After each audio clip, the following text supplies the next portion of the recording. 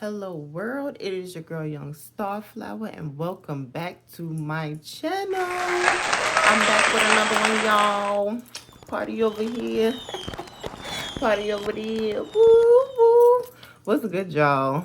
Thank you and welcome back. I needed to get the ball rolling. I think it's been like a week, but I've been momming, so excuse me y'all for my short absence, but we back. And as you can see by the title, we're going to be discussing what disfellowshipping means and also my personal experience being disfellowship. So basically, in the Jehovah's Witness community, when you get disfellowship, that is a form of discipline. So it's kind of like when you were a kid and you do something bad in school or at home and your parents feel like you either need a spanking or punishment. Disfellowshipping is more like the punishment part, because the spanking is like, okay, it's one and done, it's over with.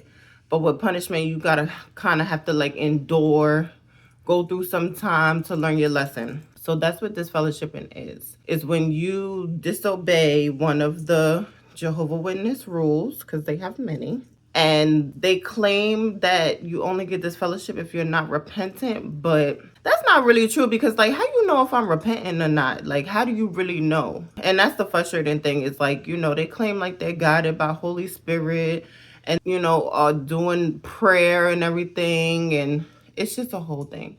So in order to get this fellowship, it has to be an agreement between at least 3 elders, I believe. So you meet with a committee, you discuss your wrongdoing. They look through some book that they have, the elders book, and also the scriptures. As they say, they got it by the scriptures. And then they make a decision on whether you're going to get disciplined or not. You can get a slap on the wrist, is what they call it, which is reprove. Oh, y'all almost forgot what that was called. That's how you know how out of touch I am now. Like, I just really don't even like live my life that way no more. So a lot of the terminology, I have to like really go to the back of my mind. But yeah, you can either get reproved, which is public or private, but everybody always know when you get reproved. It don't matter if it's private or not. People gonna find out, which is like a slap on the wrist, I guess. And then disfellowship is the whole entire kit and caboodle, where the congregation, your friends, your family, they're not allowed to speak to you. These people that your parents that change your diapers, everything like that, they're not allowed to talk to you if you get disfellowship, nor is the rest of the congregation. And they keep you disfellowship for quite some time. I would say like back in the 90s and like probably before that, people was probably only getting disfellowship for like 3 to 6 months at a time. And nowadays, the shortest I've seen somebody be disfellowship is 9 months. They try to keep it at a year or a little bit over a year now. I don't know why they go so long, because that's a very long time to be isolated from your friends and family. So what else about disfellowship? And it's very intrusive. They get all up in your business. They ask you so many different questions about why you did what you're being disfellowship for. Like, let me kind of go into my experience, and I think this will help open up the idea of what disfellowshipping is. So the reason why I got this fellowship, and I was this fellowship for a whole year at the time, and I got this fellowship for having sexual relations, intimacy with my husband before he was my husband. So I was engaged, had a fiance, planned on getting married, had the date set. Things got hot and heavy. Y'all know, like, this is normal stuff. Like, we grown. You know what I'm saying? Like, I was grown when I got married. But you're not supposed to have it's like no sex before marriage. Like, that's JW rules. Which to me is crazy. Like, now that I'm out of the organization, it's crazy, because like, no sex before marriage, like, how I'm gonna know if I'm getting pleased, or if I'm pleasing you? Like, how do I know that you right for me? Because you got to be right for me in so many different ways. You know what I'm saying? Like, I just can't, like, I don't know if they just expect you to love the person no matter what. But I just feel like intimacy is like a big part of a relationship. And how dare you tell me I can't be intimate with somebody I'm in love with and be intimate before saying I do, because you want me to say I do to death. So you tell me I'm just gonna be unhappy for the rest of my natural born life? No, not doing it. So me and my fiance at the time made the choice that we was gonna experience intimacy together, and that's just what we wanted to do. So we made that decision. Of course, we're not supposed to be doing that. So like, I don't know, I just felt like the whole rest of my engagement, I just felt so guilty. Like, I felt so guilty because I know, like, that's not what I was supposed to be doing, but I just still wanted to, like, act like I didn't do it. So I just kept quiet. Me and him, we kept quiet. And all the way up until we got married, we went on a honeymoon. And I just couldn't enjoy my honeymoon like I wanted to. Like, it was fun. I had an amazing time, but I just kept thinking about, like, how is life gonna be when we come back? Like, we gotta go to the Kingdom Hall, act like everything's all good when we know we made this wrong decision before we got married. Like, I was very the type of person, like, it's hard for me to live a lie. Like, that's not really the type of person I am. Like, I'm very truthful, very honest. I'm just me. You know what I'm saying? Like, ain't no funny business over here, ain't no fake business over here. So it just felt uncomfortable to me to be quote unquote living a lie. So I was like, even though it's none of their business, now I know now it was none of their business. Like, I probably could have just went on with my life and not cared, but I committed myself to their rules and regulations. So when I commit myself to something, I gotta see it through. And I knew I made the wrong decision. So I told my husband, I'm like, I'm gonna go, like, I think we should both go say something. And he was not having that. And so I told him, like, yeah, if we both don't go, then I'm gonna just go. So we could go together, or I'm gonna just go. Which now in hindsight, I'm like, dang, that's kind of disrespectful that I made the decision for both of us. But that's how I felt at the time. Like, you know, being a JW, it, like, you don't really have, like, really good qualities. You're not considerate of other people's needs and stuff like that. You just really want to go and be a snitch and a tattletale all the time. That's what JWs are. Y'all snitches. Like, let's be honest. And I'm all for snitching for the right reasons. But the wrong reasons, like, I just feel like I should have considered how he felt and the effect that it was going to be. It wasn't just about me, especially, like, that was my husband at the time. I was being very selfish and just making it about me and how I felt. And now that I'm older and wiser, I know you can't do that in a marriage. Like, you can't. Like, you have to be considerate of your mate's thoughts and feelings in a real marriage, that is. These JW marriages, I don't know. I ain't trying to go on a tangent with that. I know some of y'all is happily married, so y'all claim. But that's a whole nother story. So he was like, fine, well, if you just gonna tell, we just gonna go tell together.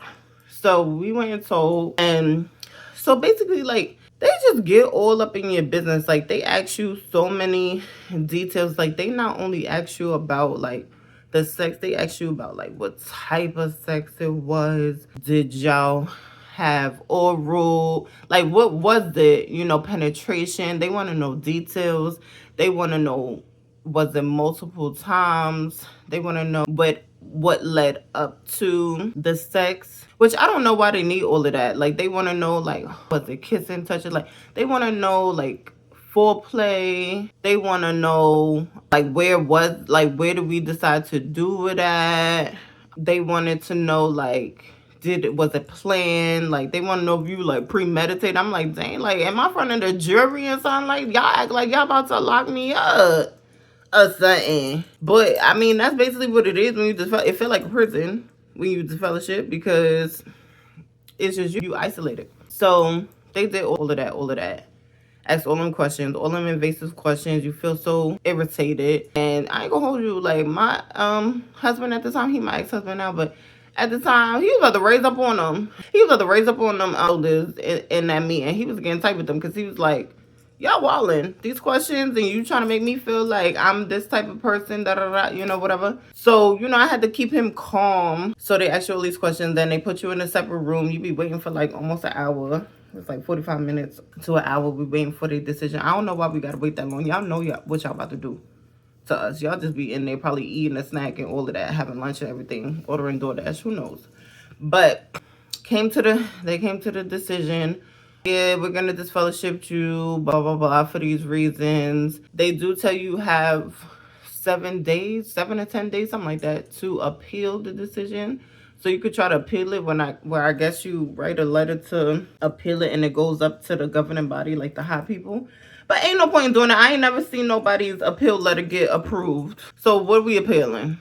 Y'all know, like, y'all have to say that because y'all have to say that. But, like, I've never seen anybody's, like, appeal actually, like, get turned, like, the decision be turned over. So I wasn't going through all of that appeal process. And plus, I knew what I did. And I felt bad for it, but I was just like, I honestly was kind of relieved to get this fellowship because I just felt so overwhelmed, like being in a new marriage, in a new home. And, you know, me and my husband had our issues already too. So I just kind of didn't want to be bothered by anybody anyway. So it was kind of a relief for me to get this fellowship at the time. And I was like, I could just concentrate on myself. But it was a very sad time because you can't talk to your parents. Like, you can't talk to none of your friends. So I got this fellowship. And then, unfortunately, my husband chose the path of infidelity. Go figure. Unfortunately, a lot of JW men, to me, in my opinion, in my experience, I don't know, I'm not trying to label everybody in there, but from my experience, like, they be cheating, you know. They be cheating. That's just what it is. Like, and the reason why a lot of JW men be cheating is because they tell you you can't have sex before marriage. So what you do? Like, I don't even have no experience out here in the world. I don't have no experience laying down with different women and finding out what I like. Like, I'm not saying that men should be like out here wilding out, but if you're a JW man or woman, but especially a man, like, I feel like if you was raised in a JW and you was like a JW in your early 20s, like, you got robbed, because your 20s is to explore yourself, explore your body, protect yourself though, but it's time to enjoy life, you know what I'm saying? And a lot of JW men don't get to enjoy life, and then when they turn 30 or they 30s, or they start questioning their life decisions, like, I've been with the same woman, or, you know, I settled for this JW woman and I'm not really happy with her, and this, that, and the third. So they end up cheating. That's just what they end up cheating. The women do too, but a lot of the JW men, they cheat. So I wasn't surprised that he ended up cheating. But what he ain't know is I ain't that type of girl, you know what I'm saying? I ain't putting up with that. And a lot of the wives, they put up with the cheating, they stay with their husbands. I ain't staying. I don't do all that.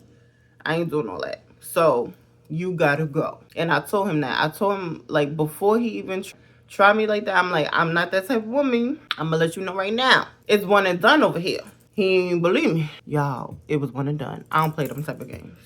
I don't play them type of games. Because what you not gonna do is disrespect me. I'm way too smart, way too educated, way too beautiful.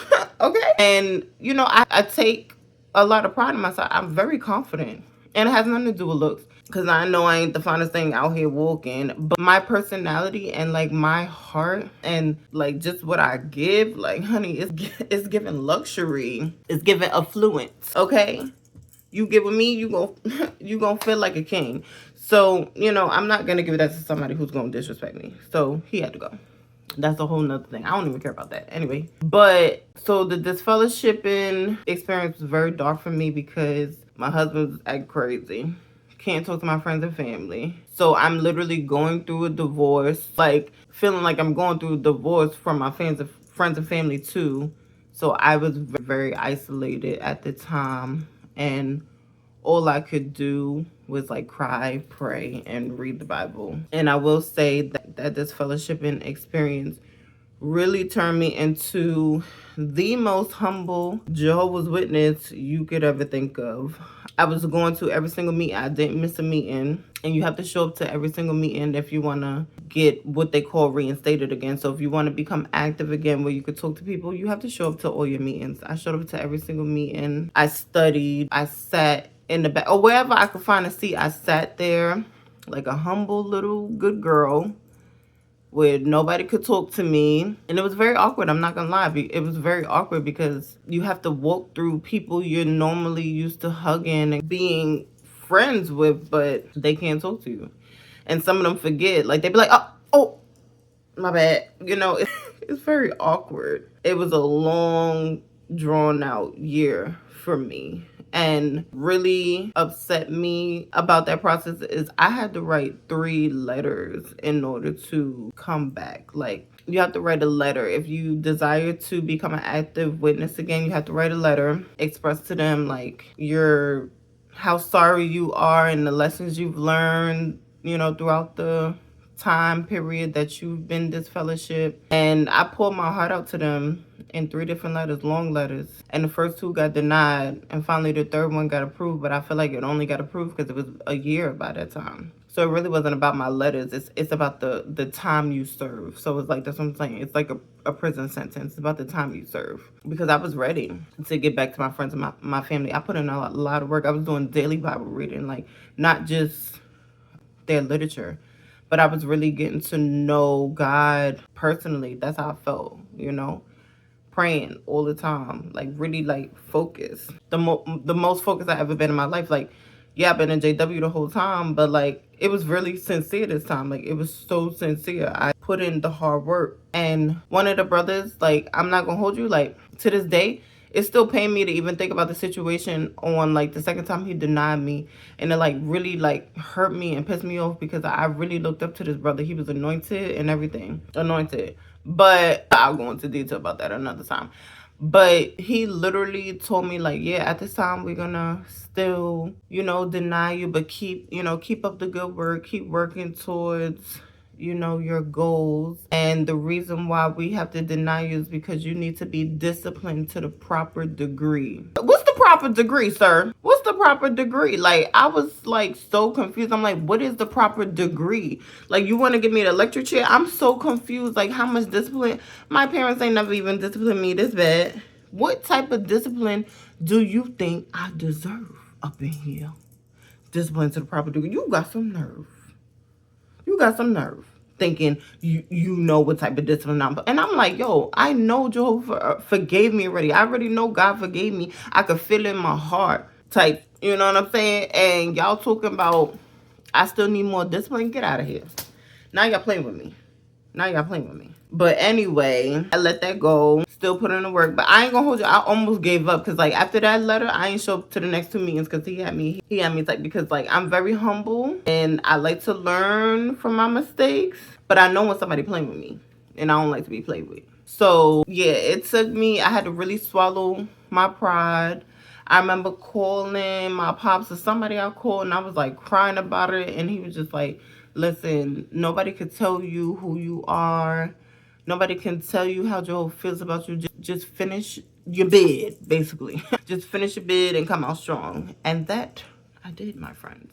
I came out very strong. But yeah, that's what kind of led me to my full submissive attitude. Like after that, I was a changed JW. Like before that, I will say I was a little bit rebellious. After that experience, I was straight and narrow, y'all. I was straight and narrow. I like became a mentor and everything. Like after I came back, I shared my story. People looked up to me because like when I told you the change in me was like so different. Like the other like version of JW, I was very like eclectic, kind of like now.